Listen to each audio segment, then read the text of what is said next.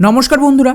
তো এই মুহূর্তে ২৭টা দেশের সংগঠন একসাথে ভারতের সমর্থনে ঝাঁপিয়ে পড়েছে, যেখানে মূলত ভারতকে সঙ্গে নিয়ে এই সমস্ত দেশের মূল টার্গেটই হলো ট্রাম্পকে কাউন্টার করা।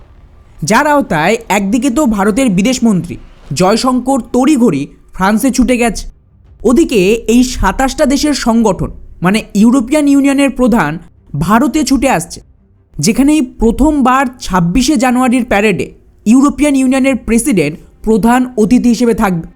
অর্থাৎ বুঝতেই পারছেন এখানে ভারত ট্রাম্পের বিরুদ্ধে ওদের নিজস্ব এলাকায় মানে ইউরোপিয়ান ইউনিয়নকেই হাতিয়ার হিসেবে ব্যবহার করছে নিজেদের ফায়দার জন্য, যা আমেরিকা কল্পনাও করতে পারেন।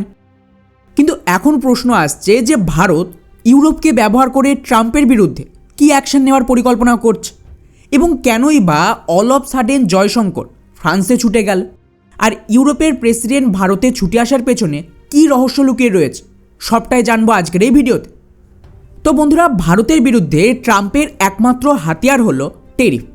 আমেরিকা ভারতের ওপর টেরিফ চাপানো ছাড়া আর কিচ্ছু করতে পারবে না। যার আওতায় ট্রাম্প ভেবেছিল ভারতের টেরিফ চাপালে ভারতের ইকোনমি, স্পেশালি আমাদের যে রপ্তানি, সেটা মারাত্মক ক্ষতিগ্রস্ত হবে, এবং স্বাভাবিকভাবেই আমাদের সবচেয়ে বড় বাজার আমেরিকা, তাই জন্যই ট্রাম্প এর ফায়দা নিতে চেয়েছিল। তো ভারতের পাল্টা প্ল্যান হলো আমেরিকার মার্কেট না পেলেও বাকি দেশ তো রয়েছে, তাদের মার্কেটের যদি অ্যাক্সেস পাওয়া যায় তাহলে কিন্তু আমেরিকা নিজেই নিজের ফাঁদে পড়ে যায়। যার আওতায় আমেরিকার পর সবচেয়ে বড় বাজার হলো ইউরোপিয়ান ইউনিয়ন। এখন জাস্ট কল্পনা করুন, যদি ভারত এই বাজারের অ্যাক্সেস পেয়ে যায় তাহলে ট্রাম্প কী করবে, এবং যা বলা তাই কাজ। রিসেন্টলি পশ্চিমা মিডিয়া ফবসের রিপোর্ট এসেছে, যেখানে ওরা দাবি করছে যে ইউরোপিয়ান ইউনিয়ন আর ভারতের মধ্যে সবচেয়ে বড় ফ্রি ট্রেড এগ্রিমেন্ট প্রায় ফাইনাল হয়ে গেছে, এবং খুব তাড়াতাড়ি ভারত একসাথে ২৭টা দেশের এই বাজারের অ্যাক্সেস পেতে চলেছে। ইন্টারেস্টিং ব্যাপার হলো এখানে ভারতকে সাহায্য করছে ফ্রান্সের মতন দেশ। ম্যাক্রন তো খোলাখুলি বলে দিয়েছে ভারতই একমাত্র দেশ যারা ইউরোপ আর ব্রিক্স দেশগুলোর মধ্যে একটা ব্রিজের কাজ করবে, আর ভারতই আজকের দিনে ইউরোপের সবচেয়ে গুরুত্বপূর্ণ পার্টনার। এখন আপনি বলবেন যে ভাই, ইউরোপ ভারতকে এখানে এতটা সাহায্য কেন করবে, তাও আবার ট্রাম্পের বিরুদ্ধে গিয়ে, যেখানে আমেরিকা তো ইউরোপের অ্যালাই দেশ। ওয়েল, এখানেই আসল গল্প লুকিয়ে। ট্রাম্প কিন্তু একা ভারত নয়, বরং ইউরোপের পেছনেও আদা নুন খেয়ে পড়ে গেছে, যেখানে রিসেন্টলি ট্রাম্প খোলা হুঁশিয়ারি দিয়েছে ইউরোপের এক দেশ ডেনমার্ককে, যে আমেরিকা খুব তাড়াতাড়ি গ্রিনল্যান্ডকে কিনে নেবে। অর্থাৎ সহজ ভাষায় যেভাবে ওরা ভেনেজুয়েলার দখল নিল, এক্স্যাক্টলি সেমভাবে সেনা পাঠিয়েই পুরো গ্রিনল্যান্ডের দখল করবে, কারণ ওখানে কিন্তু প্রচুর পরিমাণে খনিজ সম্পদ রয়েছে, যা ডলারাইজেশনের পর আমেরিকার ইকোনমি বাঁচাতে কাজে আসবে। যার আওতায় এখন গ্রিনল্যান্ডকে বাঁচাতে ডেনমার্ক তো মরিয়া হয়ে উঠেছে, এবং গোটা ইউরোপ একটা থ্রেটের মধ্যে আছে। আর শুধু তাই নয়, এখন তো ট্রাম্প ইউরোপের বিরুদ্ধেও ট্রেড ওয়ারের সাথে রীতিমতো ইউরোপের একাধিক দেশে ইন্টারফেয়ার করে সরকার ভাঙার চেষ্টা করছে।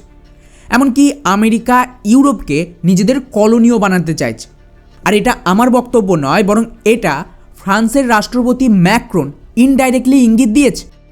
ফলে এই মুহূর্তে আমেরিকা ছাড়া ইউরোপের একমাত্র মিলিটারি ব্যাকবোন ন্যাটো ভেঙে যাওয়ার অবস্থায়। রাশিয়া তো ইউরোপের সীমান্তে দাঁড়িয়ে রয়েছে, ওদের সমস্ত দেশের ইকোনমি প্রায় রিসেশনে যাওয়ার মতন অবস্থা। এছাড়াও ইউকের মতন গুরুত্বপূর্ণ দেশ ইউরোপিয়ান ইউনিয়ন ছাড়ার পর এটাও মোটামুটি কনফার্ম যে আমেরিকা ধীরে ধীরে ইউরোপকে ভাঙতে চাইছে। ব্যাস, এটাই ট্রিগার পয়েন্ট, যার দরুন বলতে পারেন এক প্রকার বাধ্য হয়ে ফ্রান্সের রাষ্ট্রপতি ম্যাক্রন খোলাখুলি জানিয়ে দিয়েছে যে ইউএসএ বারবার তার ঐতিহ্যগত মিত্রদের থেকে দূরে সরে যাচ্ছে, এবং যে সমস্ত আন্তর্জাতিক নিয়ম আমেরিকা নিজে বানিয়েছিল আজ সেগুলিকেই ভেঙে দিচ্ছে। যেটা আমি আগেও বলেছি যে ডলার না থাকলে আমেরিকা নিজে বাঁচার জন্য ইউরোপের ব্যান্ড বাজাবে, সেটাই হচ্ছে। এছাড়াও ম্যাক্রন তো সতর্ক করেছে নতুন ধরনের কলোনিয়ালিজম আর নতুন ইম্পেরিয়ালিজমের সৃষ্টি হচ্ছে, যেখানে অর্থনীতি, টেরিফ, ডলারের আধিপত্য আর সামরিক উপস্থিতি দিয়ে অন্য দেশের ওপর চাপ তৈরি করতে চাইছে আমেরিকা, এবং ইউরোপকে এর থেকে বেরিয়ে আসতেই হবে। ফলে স্বাভাবিকভাবেই এমন অবস্থায় ইউরোপকে কে বাঁচান? ডেফিনেটলি একমাত্র ভারতই এত বড় শক্তি, যার কাছে বড় ইকোনমি রয়েছে, মার্কেট রয়েছে, বড় মিলিটারি রয়েছে, যার সাথে ইউরোপ পার্টনারশিপ করতে পারবে আমেরিকার বিরুদ্ধে। তাই এই মুহূর্তে জয়শঙ্কর ফ্রান্সে গিয়ে basically Bharat EU free trade এগ্রিমেন্টের জন্য পুশ করছে, এবং এটা হয়ে গেলেই ইউরোপের মার্কেট ভারত পেয়ে যাবে। সেক্ষেত্রে এখানে কিন্তু দুজনেরই ফায়দা।